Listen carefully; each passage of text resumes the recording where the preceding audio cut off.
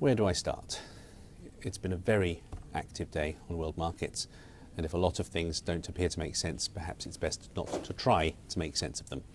Let's start with commodities. The sell-off in oil has now broadened into a very aggressive sell-off of industrial commodities such as copper, and that today turned into a very aggressive sell-off also for mining stocks. We can illustrate that for you with this chart here. You can see the S&P GSCI, a broad commodity index, is selling off fast.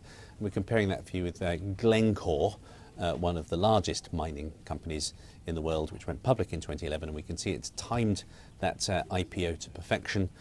It was right at the top of the commodities market. Glencore is now worth less than half what it was worth at flotation. Great timing there. Plainly, while oil is falling, that makes sense that metals would join in, partly because cheaper oil reduces the production costs for metals, and also because if there is concern about demand, about a global slowdown, that would naturally affect metals as well as oil.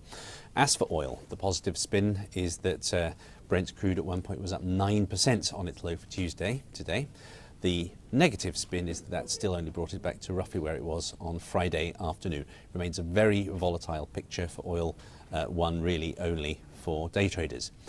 When we move on to perhaps the most important news for the day, that came from Europe, where the ECJ decided that it didn't have any legal problems with the European Central Bank buying government bonds, which is what the market wants to see it do. That led to another round of buying European government bonds. We can illustrate that for you here. It brought yields down to ever greater, more impressive historic lows. As that made the yields on US Treasuries look that much more appealing, you also saw yields on Treasuries come down quite dramatically. In the case, perhaps, of the 10-year, you might remember the flash crash in the bond market back in October. Well, the 10-year yield is now below its point it reached on that day. As for macro data, retail sales here in the US were very disappointing. Even if you excluded oil products, they were actually down for the month of December. Possibly a fluke, but certainly didn't do anything good for sentiment.